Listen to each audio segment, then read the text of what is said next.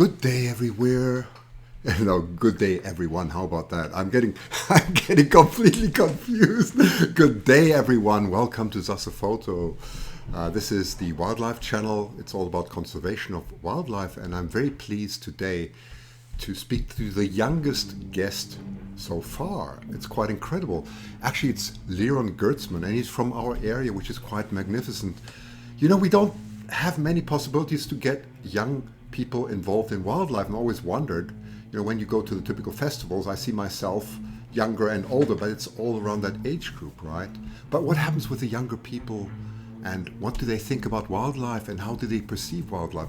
Well, Liron is a really special case. I met him actually way back in 2013, and at that time I think he was 12 or 13, somewhere around there.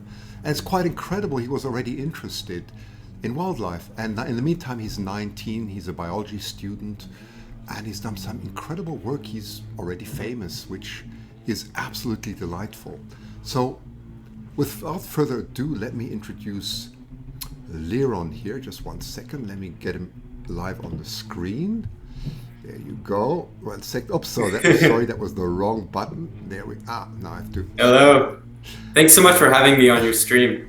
You're most welcome, Liron. It's an absolute pleasure. I mean, your pictures have gone around the world everywhere, and it's really delightful to have such a young man and such a talented person like you. And I think there'll be so much to look forward to. And also, I think we're going to have a lot of interested people. So just introduce yourself. I'm just going to make sure we are live everywhere. So I'm going to jump back into technology. Just feel free to speak for a few minutes. Liron, go ahead, please. Thank you. Yeah, so hi, everybody. My name is Liron Gertsman. I'm a 19-year-old wildlife photographer here in beautiful British Columbia. And I make my home in Vancouver, which is a really, really fantastic area to see specifically birds. If you follow Christian's work, I'm sure you'll see all the eagles that we get in this area, particularly in the fall and the winter, and nesting in the spring and the summer. But we get so much migration here, and I also love to explore the rest of my home province of British Columbia. It's such a wildlife-rich area, and I just feel so grateful to live in this part of the world where there's so much wildlife, so many photographic opportunities.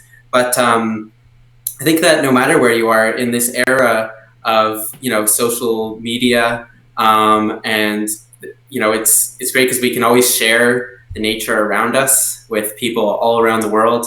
And I've also learned living in the city that there's always things to see in the city too. And the city is also a really great place to see birds in particular that aren't that afraid of people. Like here in Vancouver, we can see a lot of ducks up close, even raptors up close, but there's places like this in all the cities throughout the world.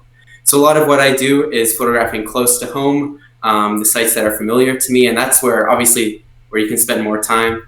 But I also really love to get out exploring beyond, around to the wilderness of British Columbia, and of course to other places in the world. So I'm really excited to be on Christian's stream today. As he mentioned, we met about 2013 while at in the Fraser Valley, where there was a huge gathering of eagles, an annual gathering where they go to feast on the salmon. And you know, now 7 years later, I guess, we're coming together to the stream, and I'm really grateful to be on Christian's channel here. It's really amazing the work that he's done with the eagles, and bringing the eagles from this region of the world to a global, massive audience is really special. Yeah, Liron, really, it's amazing to have you here. Tell us a little bit also about your equipment, then we'll go into your beautiful pictures, which is quite. But tell us a little bit about your equipment. I'm amazed what in-depth knowledge you have of photography. It's quite remarkable. Thank you. So let's see a bit of. I'm just going to blend out your so people can see this better. Just tell them a little bit about how you grew up, where you got the photography equipment from. Go ahead. Thank you. Yeah. So I originally got into birds and photography around the age of 5 or 6. It sounds a little crazy, but my earliest photos that I have of birds and wildlife were taken at the age of 5 with a little point and shoot camera that belonged to my parents that I would borrow and go take pictures of birds outside and in the neighborhood. And it's just a passion that grew and grew and grew. and I started saving up all my money to upgrade my camera gear. And if you're a photographer, you know, you can always upgrade your gear further and further. But I would know whether it was working in a job to get money, or whether I was asking, you know, if anyone ever was going to give me a gift for like a birthday, I asked to add it to the fund to eventually, you know, buy a camera, upgrade my gear. And I purchased my first DSLR with money that I saved in around 2012. And it hasn't evolved too much since then. This is my main setup that I'm using now. This is the Canon 100 to 400 millimeter version 2 lens.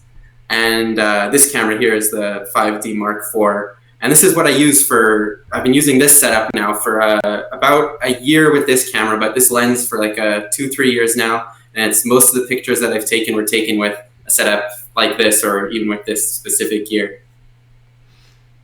Very nice, Liron. Just 1 second. I'm just sorting something out on Facebook. For sure. You are live on Facebook, but again, that one link didn't work. I'm just going to write a message to everyone. Just hang on. All right. And tell them to switch over.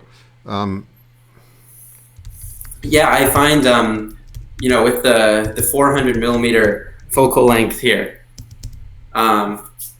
if you know about photography, you'll know that 400 millimeter is quite telephoto, but it's not super telephoto. So I think that shooting with a kind of more portable, lightweight, wider setup like this means that you have to have a pretty good understanding of the wildlife. So you know what the limits are of how close you can get, how you can get close, to be able to predict their behavior. Because my favorite thing to do is, rather than approaching a bird or an animal, is to just be able to watch them, understand their behavior, figure out where they're going to go, and position myself in a way that eventually they'll, you know, maybe walk past me or fly past me, and I can be ready there with my equipment to get the shot. And, you know, it's every day you're out in the field is learning. And I always say the most important thing about wildlife photography is to do it as often as possible, because the more time you spend doing it, the better you'll get. And practice really does make perfect, not just in life in general, but especially in photography and when looking for wildlife. So, hi everyone. I'm just going to quickly give an advice on Facebook. I think I have it running. It's a bit difficult for me to see it right now. I do see one live stream. Zara, Grace, and so on. Just leave me a message if you actually see this live right now. If you don't, just go back to my main page. I can see that it is also on the direct live stream, just as an advice. Again, I apologize for this, but I find Facebook setting a little bit difficult. So don't miss this, please. Just leave me a message there on Zara or so. If you leave me a message, just let me know if you can actually see the live stream. In the meantime, just a quick hello to everyone on YouTube. I see Bethel, Mike Henley. We had you last week. I don't know, Liron, if you've seen Mike Henley's work. It's absolutely amazing. He is such a talented wildlife drawer. You know, Wow. So we had him last week. Very, very amazing. DJ is there. Let's see who else there is. Terry Green and so on. So welcome everyone, and please put your questions in. So again, I have Liron Gertsman here. I met Liron many years ago when he was small, but he never really was small because he was always interested in wildlife. And he's given you some incredible details here actually about his equipment. So what I want to do is just jump in straight into the amazing pictures that he's done. So Liron, I'm just going to blend you out a little bit. Oops, I'm not supposed to see myself here. Wait a sec. That's better. So Liron, let's go through your beautiful images and tell us what we see and how you got this beautiful light. Go ahead, please. Yeah. So we've pulled together some of my favorite images. And I think you'll see as a theme here, I like to photograph kind of nature, at least with my best work. My goal is to really photograph things in a very artistic, unique way. And I find that one of the best ways to do that is to capture an animal in its environment, you know, capture the feeling, the essence of the landscape that this animal lives in. What you see here is an Arctic tern, which is that spends the non-breeding season in Antarctica and then breeds way up in as far north as like the high Arctic of Canada. And they're probably my favorite bird species. And here, this was in the wilderness of northern British Columbia, hiked up to some alpine lakes where I've found these birds nesting before, and we got caught in a big rainstorm, windstorm, and that resulted in some of the most dramatic skies I'd ever seen. And as this tern hovered overhead, checking us out as we approached his lake, I just pointed my wide-angle lens straight up and captured the tern in front of this really dramatic sky.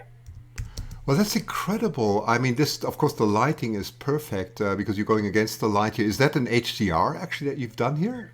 So it's a single exposure. I have, increased the dynamic range a little bit in post, but with all my photos, I'm really trying to capture things true to as it was seen through the viewfinder. The camera doesn't see as much range of dark and light as our eyes do. So in order to restore some of that, I did, decrease the highlights and brighten the shadows a little bit to kind of restore it back to what the eyes see.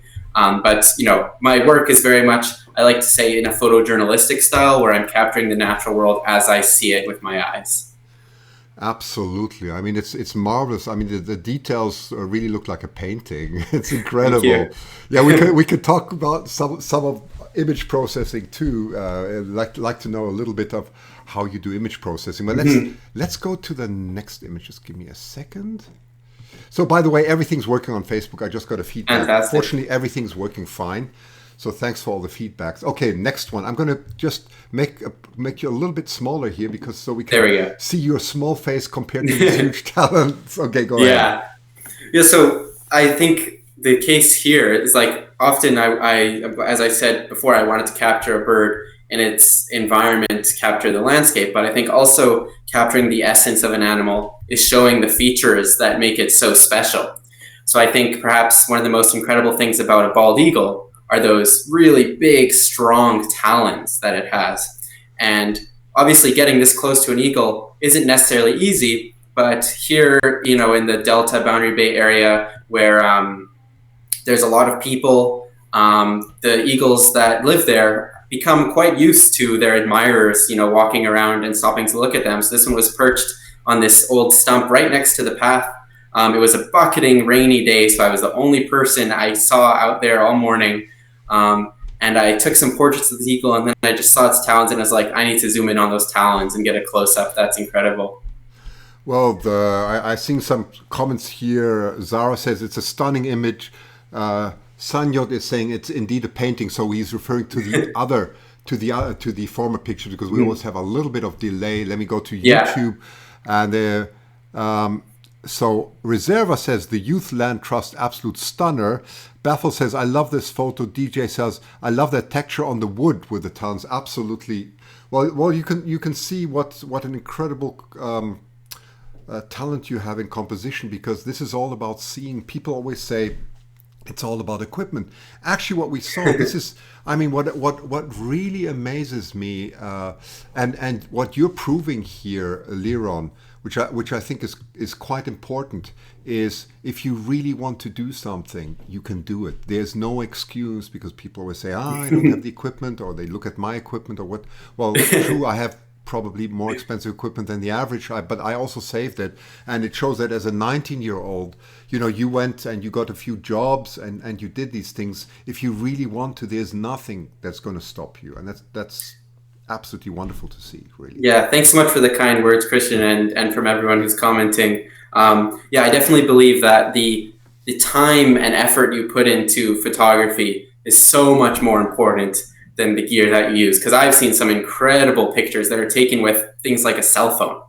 And it really shows, obviously it's useful to have a big lens and a high-res megapixel camera, but it's not the camera that makes the great picture. It's usually the people who are taking those pictures and coming up with the compositions and the lighting and all that kind of thing.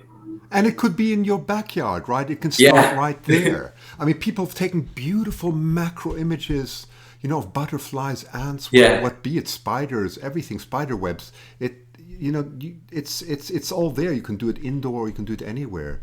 Anyway, Liron, we got some questions coming up. By the way, also, hi to everyone on Periscope. I'm also reading your stream in parallel, so don't hesitate to put in questions. I'll take one up here from Terry Green. I love your gallery, especially your goat series. What is your most ultimate experience? Okay. Well, I've had a lot of really special experiences. think we'll come to some of these pictures later, but I had probably one of the most special moments for me as a photographer was I was really lucky to get to visit Ecuador a couple summers ago as part of a youth conservation photography workshop led by some professional, conservation photojournalists teaching us how to tell conservation stories. And we spent a few days, hours over a few days in this blind in the Amazon rainforest, waiting for these parakeets to come down to the ground to eat this very nutrient-rich clay. And that moment when these hundreds of parakeets descended, that was probably one of the most special moments for me as a photographer. And we'll see those images later, so I'll talk more about it then. Right, very good. So excellent. So I've turned out to the next image, which is absolutely artistic. It looks to me like you did purposely use a little bit more of a longer exposure to get this. Yeah. Is that correct? Yeah, absolutely. So what you see here are snow geese. And this is an example of a bird that anyone, if you live in the Vancouver, Richmond, Delta, Surrey, the whole greater Vancouver area, we get these massive flocks of snow geese migrating through every fall and spring. And if you wait long enough, eventually they will either fly up, we call it a blast off, all at once to move to a new area, or sometimes something like an eagle or a coyote will spook them. And here an eagle swooped right over the flock and they all took off at once. But I had been anticipating the moment, so I purposely set my shutter speed to be more slow, like around 1/13th, 1/10th of a second shutter speed to capture this motion blur with the chaos as the birds erupted from the marsh. And it's risky because you don't know if you're going to be able to get a good shot compared to if I was ready to freeze the action with a fast shutter speed. But it ended up being the right choice, and by using the slow shutter speed, I think it really helped to capture the chaos of the moment. Do you remember your shutter speed in this? I'm just curious. I think it was 1/10 of a second. Yeah, that's great. Or 1/13th, kind of something around there. That's perfect because you can still see the sharp body, right? Whilst the wings, of course, are moving much faster. So it's beautiful. You can also see that there are some birds that are chaotically disturbed on the ground. As it looks. Yeah. So it's absolutely marvelous. Absolutely marvelous. Let's go to the next picture. 1 second. Okay. Oh, this is another stunning against the light, black and white. Okay, go ahead. So this is an example here of how having kind of an understanding and being able to predict wildlife behavior and bird behavior can really lead to a special photo. So this hummingbird was sitting on this perch backlit by the sun in the sky, and it kept taking off to grab an insect, and then it would come back to the perch, and it was just doing this every now and then over many minutes, and I watched, and I figured that because I was seeing this repetitive behavior, which is common, often if you see an animal do something once, it'll do it again. I just sat there with my finger on the shutter and tried to time my photo with when this bird was taking off and landing. I think it happened so quick that there definitely was a little bit of luck in capturing the takeoff, but it was definitely just being ready and patient there with my finger on the shutter to capture that moment. And because this is a hummingbird so fast, this was taken with a 1/8000th of a second shutter speed to really freeze that action. Absolutely magnificent. Again, a very rare composition. It's not usually what we see with hummingbirds, right? Because everybody's trying to get the colors.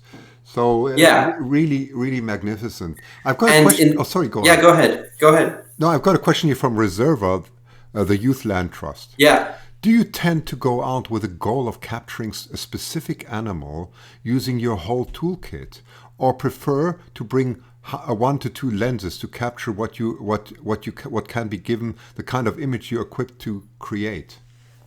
Thanks so much for the question. And I also wanted to give a shout out to Reserve of the Youth Land Trust. They're an organization that is working towards, they're raising funds to create the world's first youth-powered, youth-funded nature reserve. And it's going to be in Ecuador, actually, where I took this picture. But to answer the question, I usually carry 2 lenses with me on average, which is one, the telephoto lens and a wide-angle lens. But most of the time, I'm not really going out with a specific photo in mind or like a specific composition. Usually I'm just going out into beautiful natural places ready to capture what I see. And a lot of the time is just spent, appreciating the natural, beautiful places, because you don't often get these moments that end up in the select few photos that you see here. But I usually carry a couple lenses, like one for close-ups, one for wide angle. And usually it's just kind of me exploring and photographing what I see. Sometimes I'll do instances where I'll have a specific shot in mind, and I'll be bringing the gear specific for that shot and waiting. But more often I'm just going out and photographing what I can find. Wonderful. Next picture. Tell us a little bit about this one. Yeah, so this is a very Canadian image, I guess. What you see here is a very iconic Canadian site, common loons nesting on a beautiful lake. And a lot of these lakes are frequent in the interior of Canada, all basically through the entire country, are frequented by pairs of loons in the spring and summer raising their young. And here you see the two parents with the young on the left. And to get this shot, I wanted to get a photo at sunrise. And as you can see, there's a little bit of mist in the air, but as soon as that sun would break the horizon, the mist would usually burn off. So I was shooting this from a boat out on the lake, a small boat.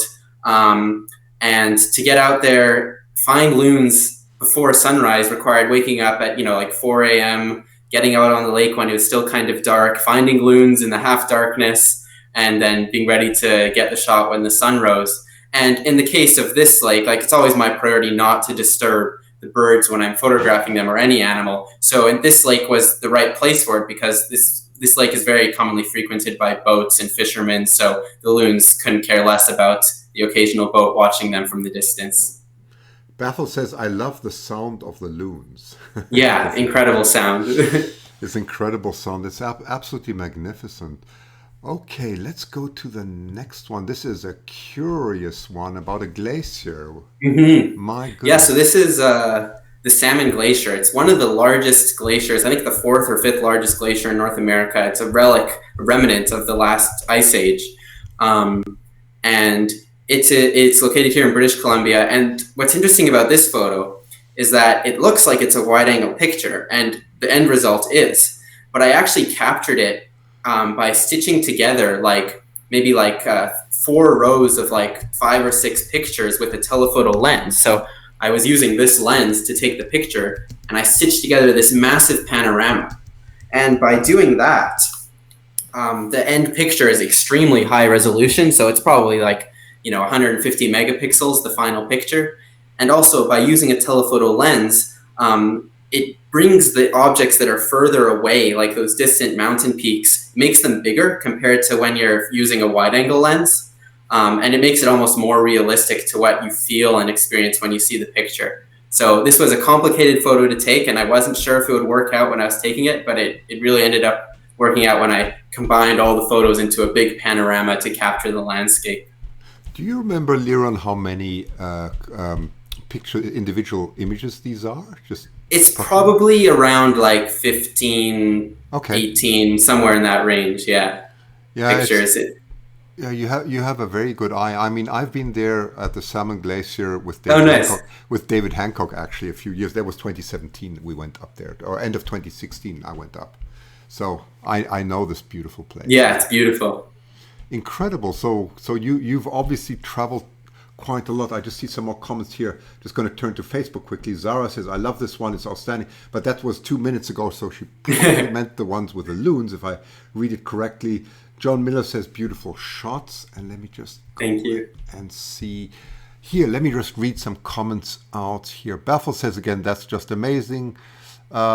I love the one with the loons. We've seen that. Okay, this one steals my heart. Awesome capture. That says DJ, and I think that is referring to your Salmon Glacier here. Susan North says, wow, amazing. The glaciers are melting so fast. Well, maybe you can comment on that in a moment. Let me see.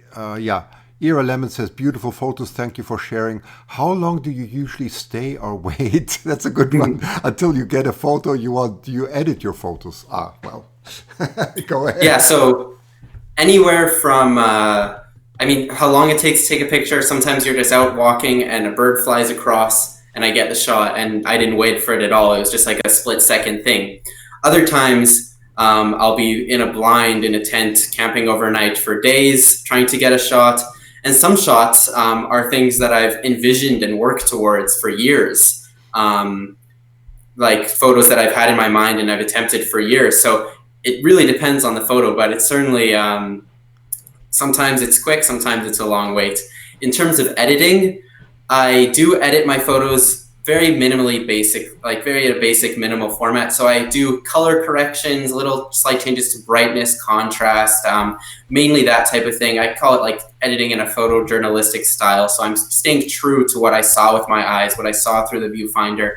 But just when you take pictures, especially in like the raw format that our cameras take them, the colors and the range of brightness is actually much reduced compared to what our eyes see.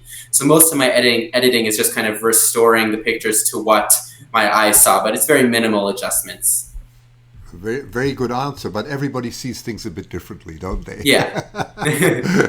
That's what I like so much, because I mean I can certainly see you in the pictures, the way you take things, and I think you learn it from everybody, you know. So let's jump to the next one. Oh, this is quite marvelous, actually. Yeah. So as you do, Christian, I love eagles. Oh, really? And we live in a great place of the world here in British Columbia to photograph the eagles.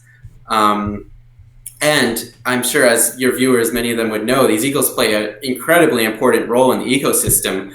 These salmon go upstream, and they carry these limiting marine nutrients from the ocean into these streams inland.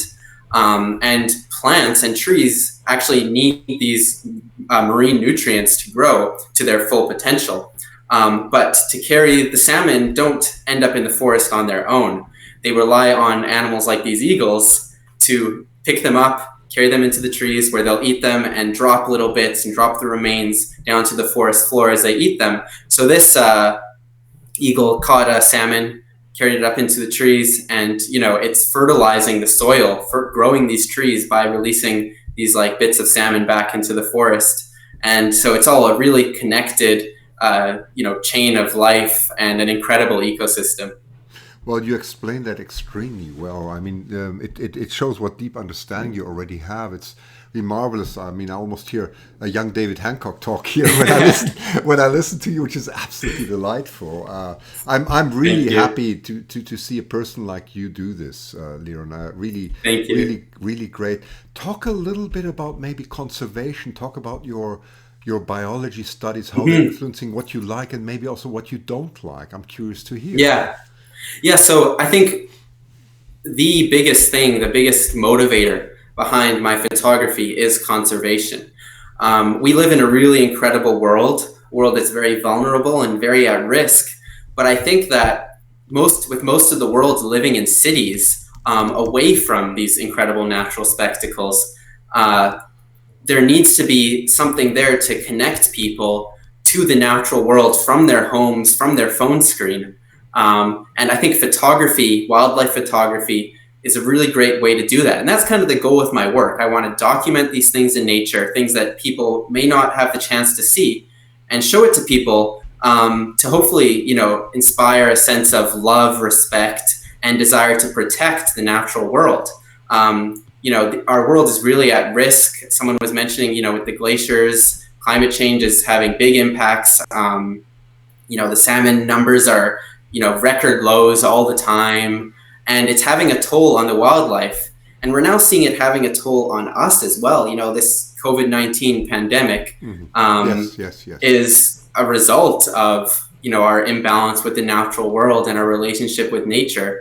But it also has shown us that people can really come together and act to, turn things around and change things when it's important. So I'm optimistic for the future. That people coming together, and now with social media, it's easier than ever before to bring nature to the general public, to the world. And we're definitely seeing a growing movement to protect the planet. And I'm really passionate about that. And that's kind of the goal with my pictures. And I do study biology at the University of British Columbia, which obviously is helping to bring that understanding and background to what I do. Well, that's very well answered. I mean, we'll talk about the next, about how you perceive the future in a moment. I just want to bring in some comment here from Facebook, and then I'll go over to YouTube Where was it? Oh, I'm losing them. 1 second. No problem. Steve Newman asks, Liron, who was your mentor growing up? What a great question. Yeah, it's a good question. So I was mostly self-taught. I do it in quotes because there's so many resources available on the internet, especially on like YouTube, to teach you about photography and wildlife. But I did have some mentors along the way, and definitely lots of photographers that inspire me. There's a couple young photographers here in Vancouver, Jess Finley and Connor Stefanisson, who are excellent photographers, and I met them when I was very young, and their work has really inspired me. They have incredible artistic images. And then I also have had some in the field training from some professional conservation photographers, Karen Agner and Lucas Bustamante, in the field in Ecuador, which to change the way how I approach like conservation storytelling. So I have definitely had some very useful mentors. And then obviously a lot more is just inspirational photographers. Certainly Christian's work with the eagles has inspired me to go out and see eagles a lot more. There's so much available on the internet to inspire us and to teach us. Well, Liron, vice versa, you've inspired me a lot. Absolutely. I mean, goodness me. I mean, what you're doing is insanely beautiful. Reserva Thank you so asks, no, really, Reserva says, what do you think is the most, let me ask it again. What do you think is the importance of creative composition and artistry for conservation photography, ? It is often such a frustrating skill to practice, ! And thanks for the shout out and earlier answer. Okay. Yeah, that's a great question. I think the importance of, being artistic and composition is just that it helps you to create eye-catching images. The more eye-catching and unique and stunning your images, the more people are going to want to see it. And if you've got an image that is seen by lots of people, that goes viral, that connects with people, we're more likely to get a response, to get people engaged with an issue. And that's kind of where it connects to conservation photography. And of course, developing that mostly just comes from practice and also looking at the images of conservation photographers that inspire you. And here we have another stunning composition. Let's talk about that. Yeah, so this is a coastal wolf, a very elusive animal found here in the Pacific Northwest, all along the coast of British Columbia. And yeah, here I was really stunned by this incredible landscape that this wolf was standing in. And I wanted to capture it in this environment. There's this huge old log that's been washed up and these grasses and this reflection. And where I was a distance away from this wolf turned out to be the perfect spot to be because I could capture it in its environment. Absolutely stunning. Are these wolves rare, Liron? So I would say they're more elusive. They are very rare in terms of they're very hard to see. They don't cross paths with people all that often. But they certainly are very widespread in that they're found in all the remote areas along the coast. They're just not animals that cross paths with people very often. They're very elusive. Interesting. Good. Yeah. Wow. Next one. This is what is going on here. I'm just going to shrink you a little bit so that we so this one I call colorful chaos. And I was telling that story earlier about those parakeets in Ecuador that would come down to drink this nutrient-rich water and clay, which they actually need because they eat some fruits that are very acidic and mildly toxic. And basically what's going on here is after they all fed and ate this water and mud, they all took off at the same time. And like the snow geese photo that we saw earlier, I used a slow shutter speed here as they took off to really blur those colors in the wings and create this more artistic composition. And I didn't really know how it would turn out, but it ended up coming out really nice. And I was also thrilled that some of the parakeets that were still on the ground were still nice and sharp, while the ones flying were just creating this array of color. Again, that's about 1/10 of an exposure, something like that. Yeah, right? Around that. It's beautiful. It's absolutely incredible. I mean, it shows what eye you have.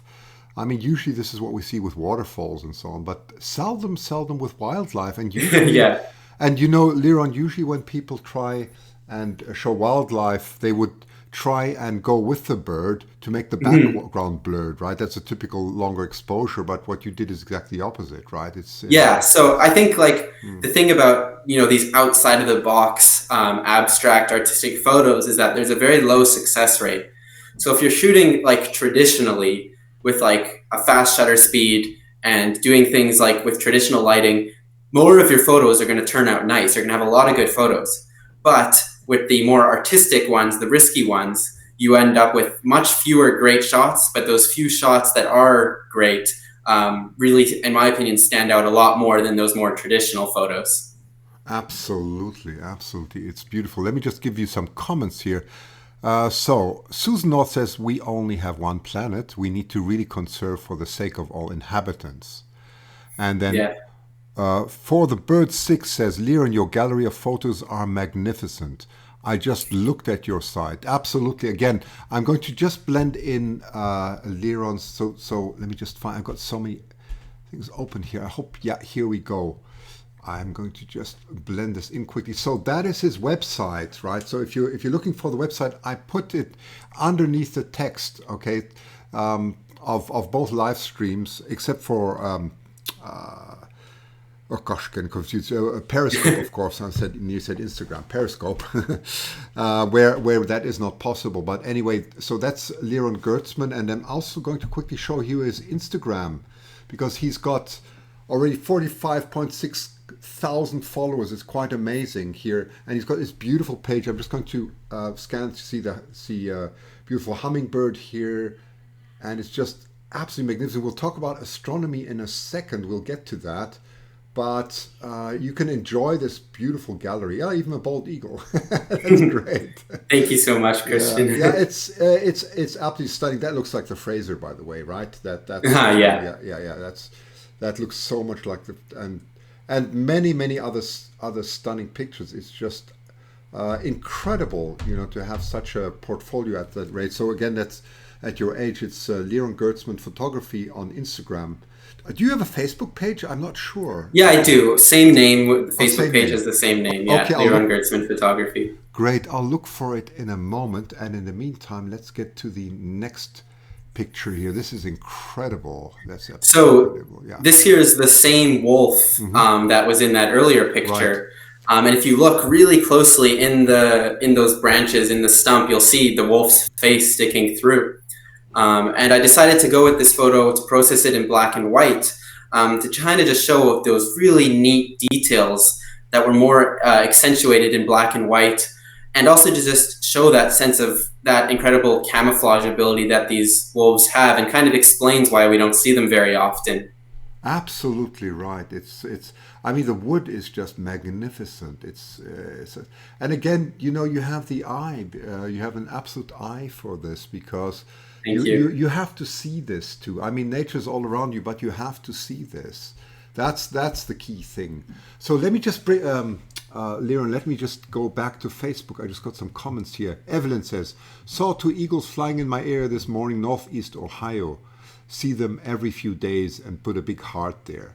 Donna says, that's great. Love that photo, the colors. I think she's referring to the one we just had of the of the birds in Ecuador.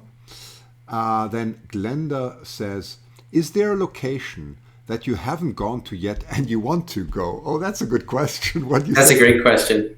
Yeah, absolutely. I think if I could go anywhere in the world, I would say the polar regions draw me the most, and probably in particular like Antarctica. Yep.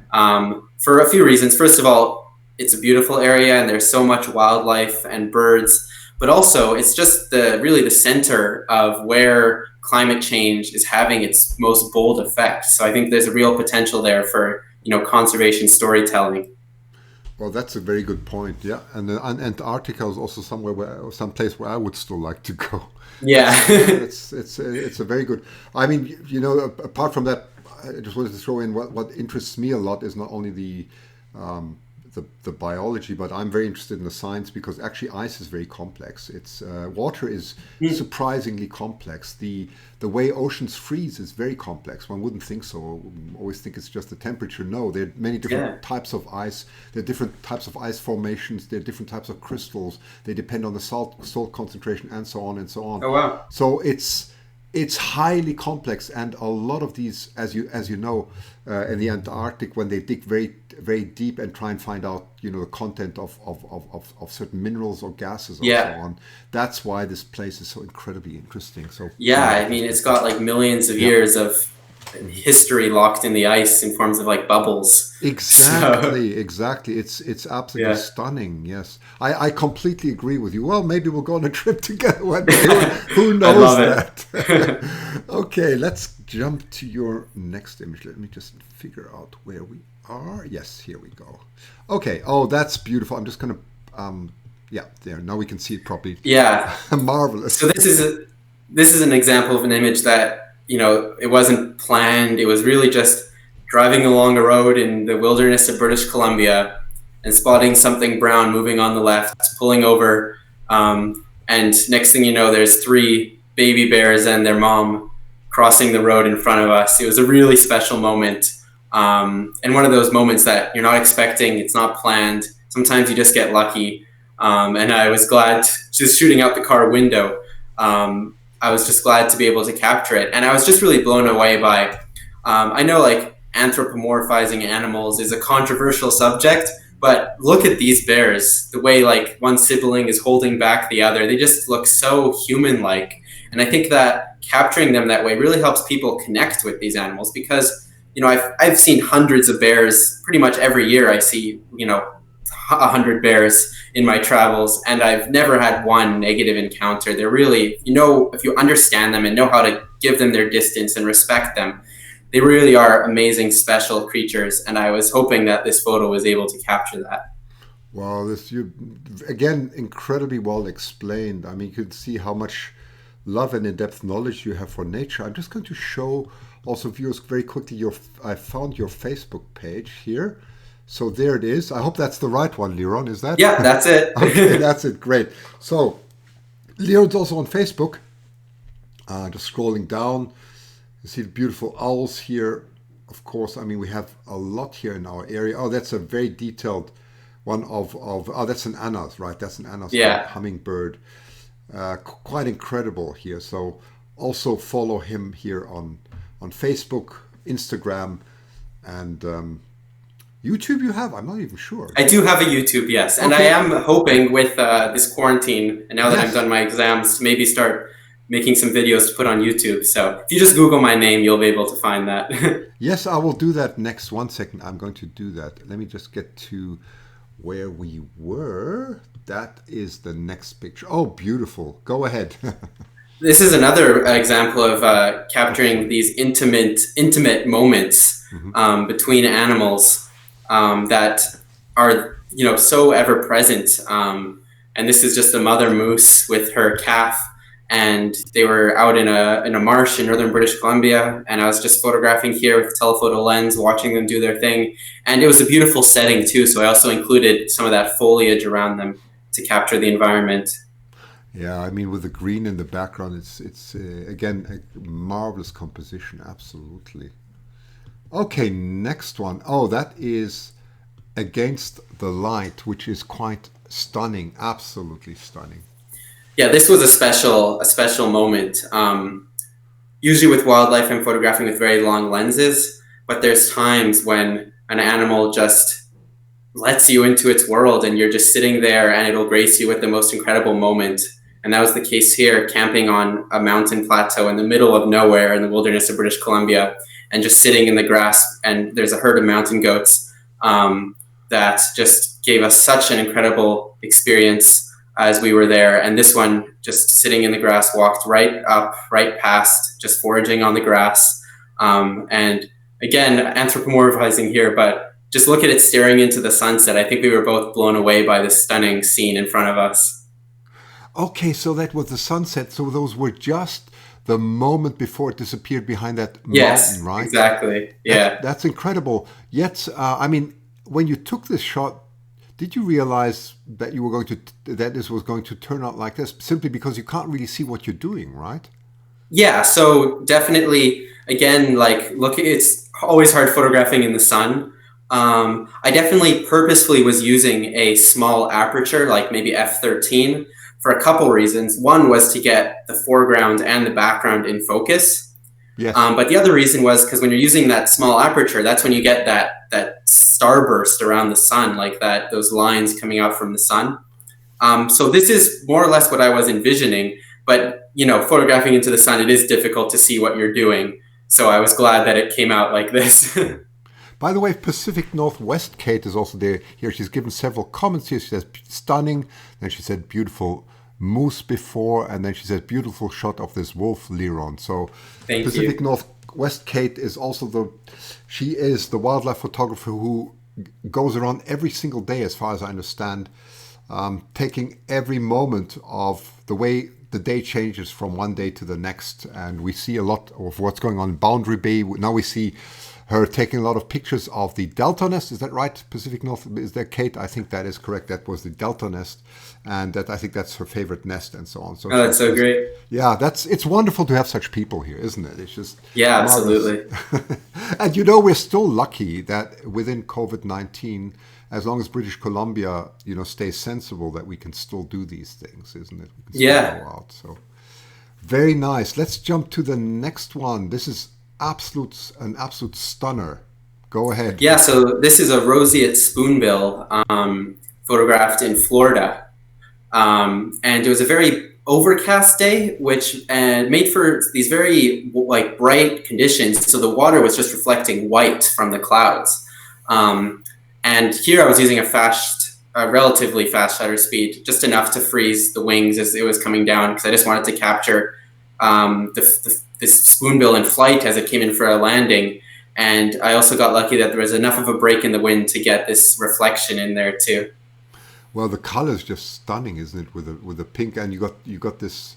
Well, this is just really marvelous because I mean, from the composition, this is absolutely outstanding. It's very Thank you. artistic, really, really artistic. I love it. Next one. This is quite a frontal picture. Yeah. So this one is really getting up close there with the telephoto lens, and this picture kind of demonstrates the opportunities that we can have because we live in cities where ducks like this beautiful wood duck are used to seeing people, so they really aren't that afraid. And I was here, it was during this past winter when we had some snow in Vancouver, so it was really bright whiteout conditions, and I was just lying down beside the pond and trying to get a head-on shot of this wood duck. And here it just was looking right at me, and I went in, I cropped this close just to capture this wood duck surrounded by the white and show all the details. Yeah, isn't it marvelous? I mean, you know, me from I come always from the physics point of view when I see droplets and water, and that we realize that most colors from the in nature from birds actually do not come because they're painted, but because of the complex interaction of light with pigmentation, diffraction, all kinds of things. That's so stunning, you know. It's fascinating, isn't it? It's like the iridescence, of course, like you see correct. on this wood duck here. Yes, and iridescence as such as a word is a is a generic term for so much detail and different types of iridescence, depending whether it's a fish, you know, whether it's a peacock or maybe a hummingbird. They all have different forms of iridescence that are incredibly complex, millions of years to solve. I just love it. That's amazing. You know, I mean, these colors, especially with droplets, then you have the refraction in the droplets that sometimes, they act as micro lenses and so on. It's just so stunning, and because of course you have the repellent of the feathers to the oil, that they form these nice beautiful droplets. It's just it's your show, but I can't stop saying it. I just love it. No, it's fascinating. I would love to learn more about that kind of thing, because nature is so complex, it's incredible that all these things evolved and have been made and look the way they do. And so perfect and with so much detail. And you know what's also stunning, just to say that nature has solved most of these with room temperature, right? We're not talking about high chemical temperature process. Yeah. We're talking, yes, it's they have refined it in such a beautiful, and you talk about conservation. That's just marvelous. So I think there's so much to explore for us, and it's just incredible. Okay, next picture. This looks incredible. What are we looking at here? It's incredible. So this here is a Canada lynx, Right. which is a very elusive cat, a wild cat. This was photographed in the Yukon Territory, just north of British Columbia, here in Canada. And this is another example of a moment I wasn't expecting. When we were driving along a road in the forest, and something crossed the road, and we weren't quite sure what it was, but we were paying attention as we explored the area, and eventually encountered this lynx, this stunning lynx, and it just looked at us for this split second that you see here, and then just kept wandering through the forest.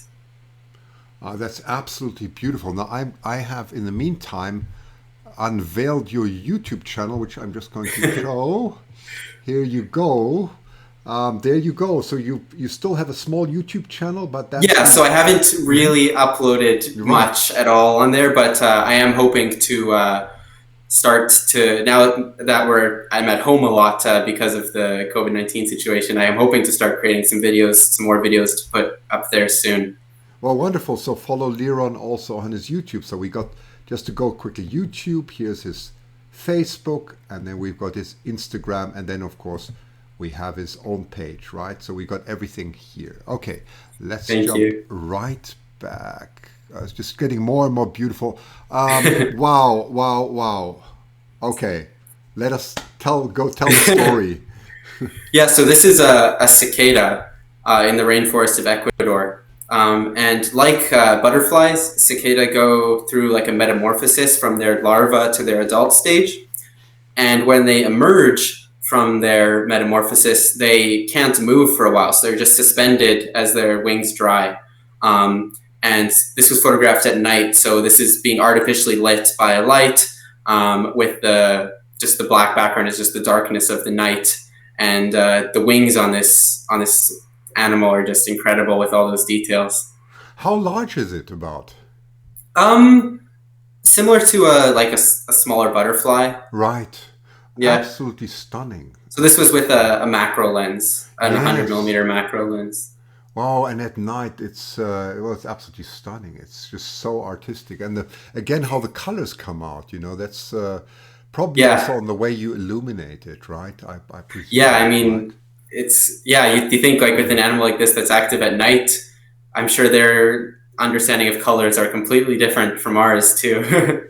Yeah, very beautiful work, Liron. Absolutely beautiful. Thank you. And now we come to another favorite subject of mine.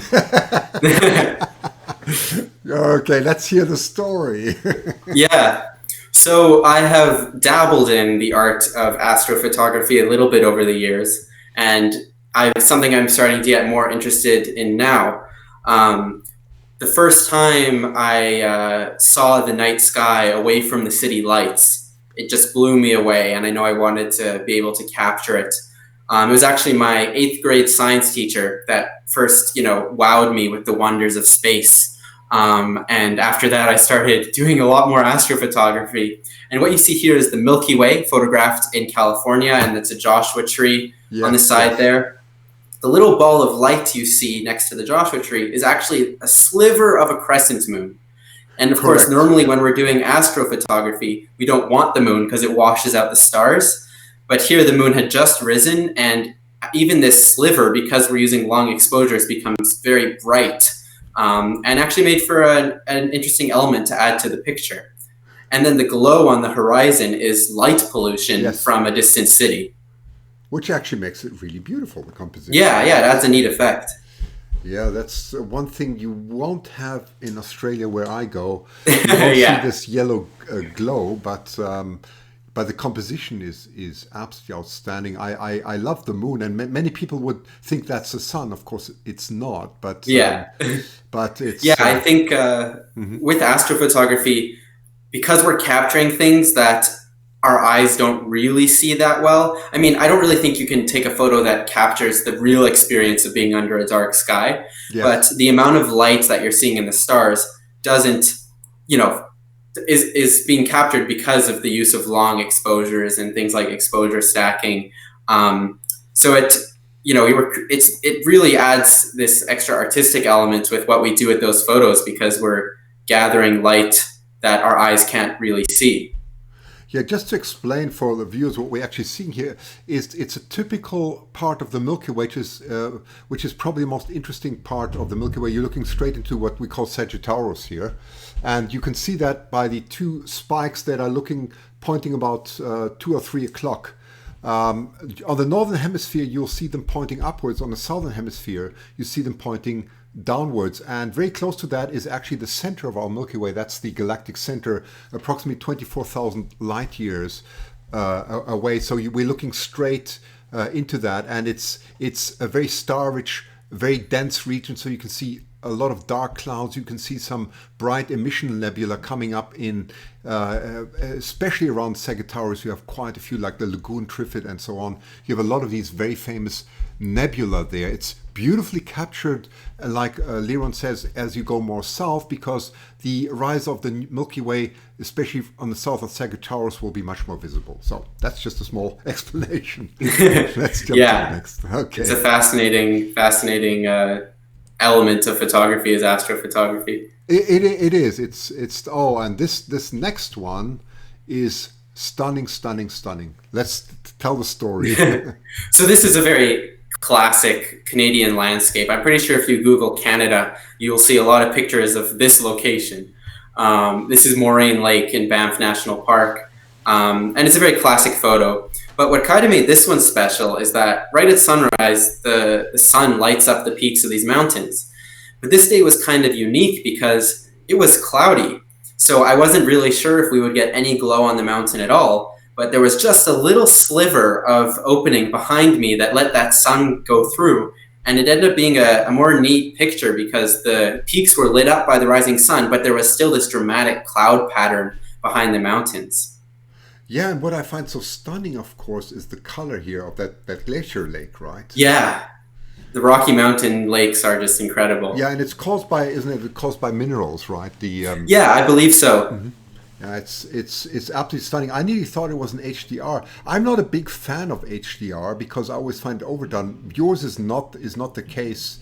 Yeah, so this is a single exposure. Yeah. Again, I brought down the highlights a little bit and increased the shadows just to increase the dynamic range to more of what our eyes see because the cameras aren't as sensitive. But it's just a single shot. Absolutely stunning. I also love the red, of course, in the mountain. It's just as if someone had painted this picture, and the reflection is just, again, absolutely outstanding composition. Absolutely outstanding. Next one. Oh my goodness! Here you go again. Is that the same evolution from the one before? So this is this taken the similar time as that other picture you saw of the goat, and this was a picture I had envisioned of that I wanted to try to get, and it works perfectly here. So using a small aperture to get that starburst effect on the sun, and as this silhouetted mountain goat walked along the ridge, I tried to move my camera around to get that sun right between the legs and ended up with this capture here. It's so stunning. Well done. And Thank you. And now we go back to the Milky Way again. Yeah. So this is the what we saw in the last picture, at least in the Northern Hemisphere, is more what we call the summer night sky, when we see like the galactic center of the Milky Way. And then here we see the winter night sky and my favorite constellation, Orion. And the neat thing about Orion, of course, is that there's all this really faint nebula that is very hard to see with the naked eye. Most of it's impossible to see with the naked eye, but this is a total of 25 minutes of exposure time. We're using a tracking mount to follow the movement of the stars as the Earth rotates to bring out those really faint nebula details. And then in processing, I also had to boost the reds a little bit to get those nebulas to show. Well, that's incredible. However, you're rotating now with the sky, which we call sidereal tracking. But how then did you get the trees so sharp at the Yeah. same time? So this is this is the exact orientation of what the constellation was like in the sky, but I had to take separate shots for the foreground and for the sky. Yes. Because when you're tracking the stars, the foreground gets blurred. So I just took separate shots for each and then combine them so that both the sky and the foreground are sharp. Yeah, absolutely beautiful. Again, amazing what you've done at your age. I can't get over Thank it. you. Really nice, Liron. Okay, now we come to the heron. It's beautiful. Again, Yeah, it's incredible. Yeah. So this is a reddish egret, which is Egret, sorry. It is a heron. It's the same thing, really similar, very similar. And they do this really neat thing where they create shade with their wings. And that attracts fish to the shade in the water. And they even will lift their leg up and down to kind of act like a lure in the water. And once they've attracted a small group of fish, they'll use their beak and just stab one to get their meal. And this bird was doing that on the same day that there was earlier that pink spoonbill landing, where it was very overcast and bright. Same thing here. The water is white, which makes for a really great condition to get these beautiful reflections. And I really liked, this spherical shape that was created by the bird and its reflection, and that's what I attempted to capture. So how do they do the luring? I didn't know that. Can you explain that again? They'll just lift their leg up and down to act like a lure. Yeah. Oh my goodness, that's curious. I mean, I've watched a lot of herons in Boundary Bay, of course. Yeah. They're absolutely fascinating. So I didn't know that. That's great. Okay, next one. Oh, that's wonderful. Oh, a sandhill and a little ones. Yes.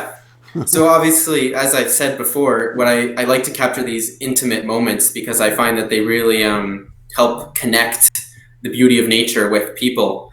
And this is what I was going for here, was just a close-up of sandhill cranes and the parent here feeding so delicately a little damselfly to its chicks. You know, Liron, that reminds me, David Hancock a few years ago, he used to, he used to raise these and breed them in his garden. Yes, I've met one of his cranes. You did. And they're quite aggressive. I mean, don't go there when they're in the brood or so. Oh my God, you can really run. They're so aggressive. Yeah. However, I had exactly that experience. I had these little ones running around, and they're so cute, Yeah. running around me, just amazing. So they're remarkable birds, huge birds, but they start out as these little fluff balls. Absolutely. And now I'm just gonna hang on. I'm gonna just shrink you again, so there we can see this better. Whoa! What are we looking at here? So here we've got a flock of surf scoters. It's a really neat sea duck. And they gather in large numbers right around downtown Vancouver to feed on these mussel beds that are under the surface around downtown. And they often do this thing where they'll all dive at the same time, one after another. So I was just photographing this flock of scoters diving. And I spent a lot of time with these scoters over the years. And if you're going to watch one thing, I don't have much on my YouTube channel, but if you're going to watch one thing, I did create a short film about these birds that was on display in the Museum of Vancouver. And you can watch that on my YouTube channel and learn all about these birds, what they are, what they're doing here in Vancouver, and the special connection and opportunity they create for people to observe an incredible natural spectacle right in the middle of the city. Well, that's incredible. 1 second. I'm just going to switch over so people know what we're talking about. There we go, yeah. So this is the video you're talking about here. Yeah. And absolutely incredible. So have again a look at Liron Gertsman's YouTube channel. I'm just going to go a little bit forward, but you can, this looks very much like Vancouver, all right? It's just incredible. So so it's a short documentary about these scoters and the conservation efforts and the connection that it has with people and just this incredible spectacle that we have in the middle of the city. Isn't that it's so beautiful? Absolutely. Very nice. Excellent. Excellent. Okay, let's jump back. Let me see where we were. Oh, and here we come to the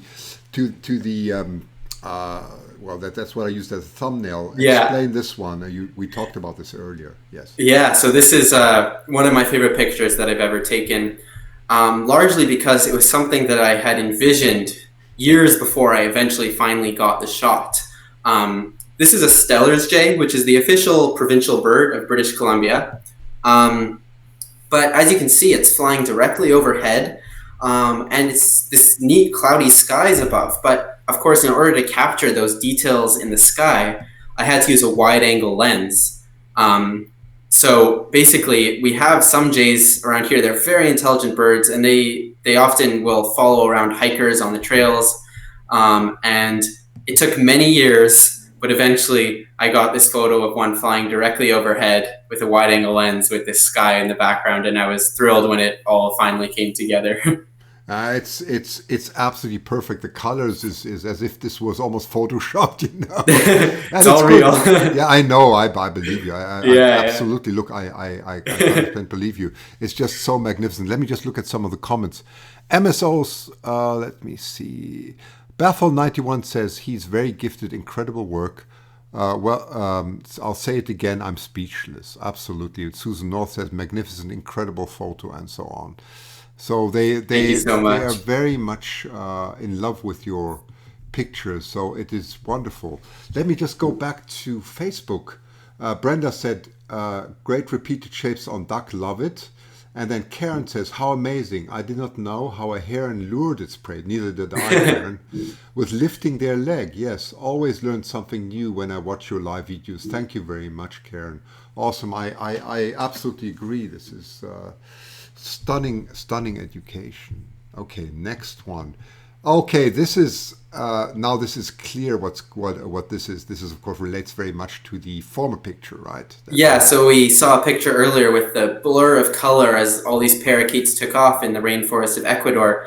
This is a picture from the same sequence, but as the parakeets were landing on the ground. And they're coming to eat this clay that's full of minerals that they need to counteract the effects of acidic fruits that they eat. But it took days of waiting in a blind to get this shot because they're extremely nervous. And if there's something like a snake around that we don't see or a hawk somewhere, they won't come to the ground because they're very vulnerable to predators on the ground.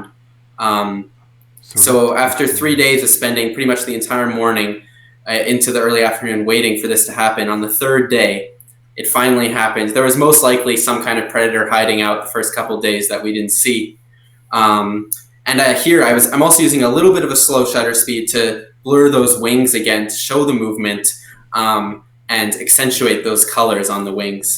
Absolutely, and guess what? I would have loved to be there with my slow motion camera. So that would be another perspective place. Because I'm just thinking if they all take up in off in slow motion, it must be insane. Really beautiful, absolutely stunning. So, but here's the answer. I mean, Liron's just given the answer. It's more about patience and dedication. It's not about the equipment, really. I mean, if you think that such a picture just comes with a click, it doesn't, right? It takes days and days. That's the point, right? Really beautiful. And finally here, the waterfall, right? So So this is a really neat picture. And this is an example of how, it's most of the landscapes that you see are often very iconic, beautiful places. But sometimes you just stumble across these beautiful places, and with the right composition, you can turn it into an incredible photo. This was in the Cascade Mountains here in British Columbia. This is actually a very small waterfall, but the perspective of looking up at it like this makes it look much larger. We hiked into the mountains to spend the night. We were looking for this chicken-like bird called ptarmigan. And this was in June, but there was still tons of snow, and it was still like 0 degrees up there. Wow. So this was our source of water, where we got our water for cooking and drinking near our campsite.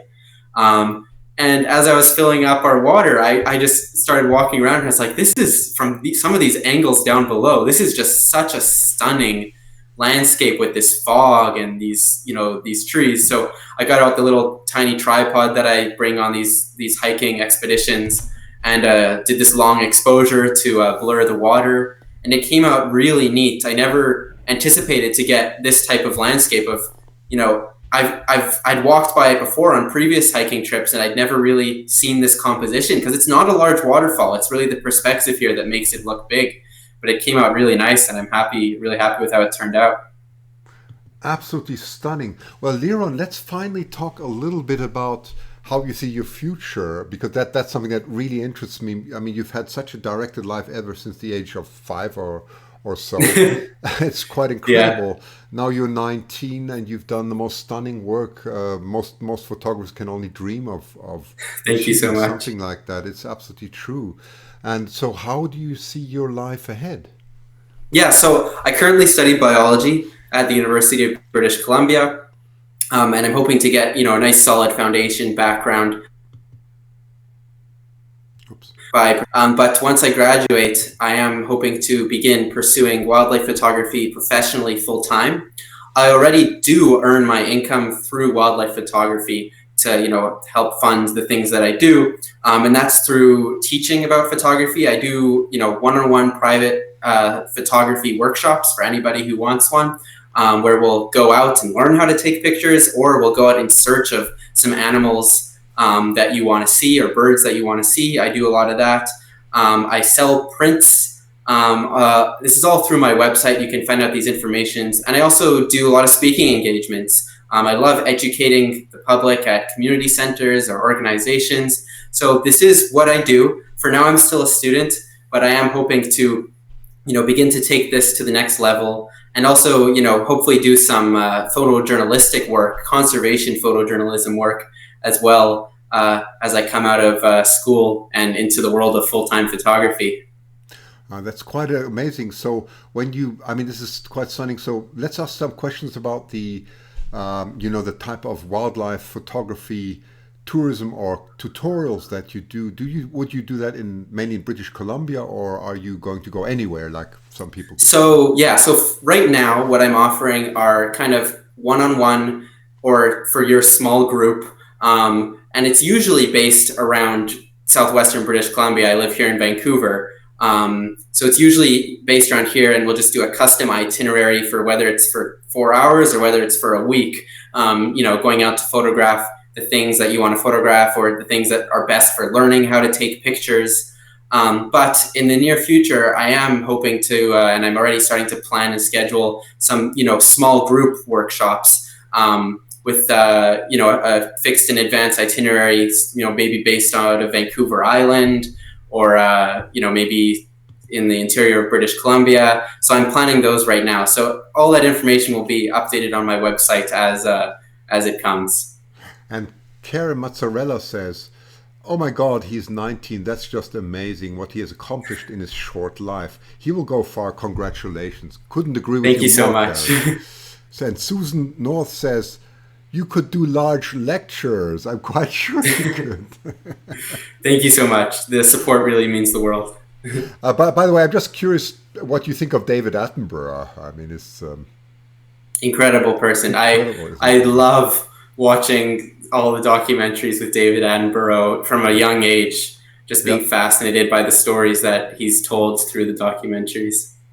Yeah, I think it's stunning because you know why David Hancock made an incredible remark about David Attenborough. Actually, he said what is different about David Attenborough to anybody else who does wildlife or should I say nature documentary is he has decades and decades of experience, so he can go right back, and it's something that very few people can have. Only he has that, right? Yeah, He, like you said, he started off very young, and originally I think he was an assistant, right? And then later he became the producer, and he has yeah, done that for decades, which is quite incredible. And his voice is just stunning, isn't it? I mean, it's yeah, just iconic.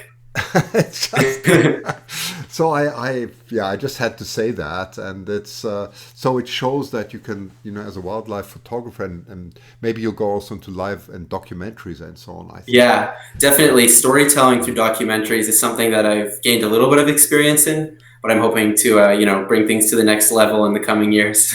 I certainly think you will.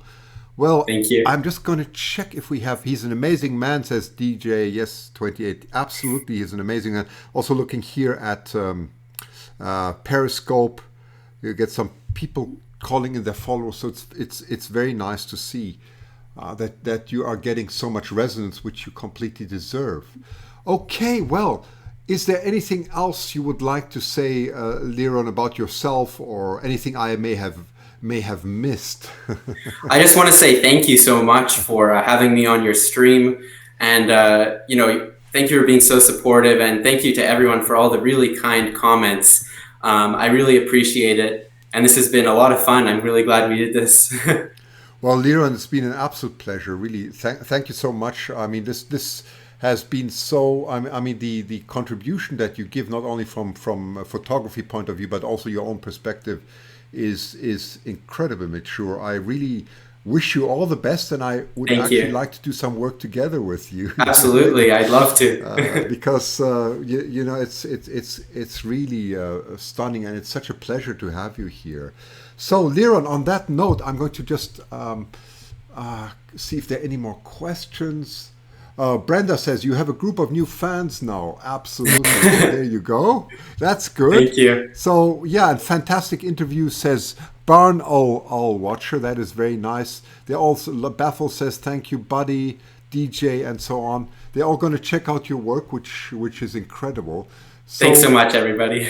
Yeah, so on that note, I'm first going to say goodbye to everyone on Periscope, and thank you for joining.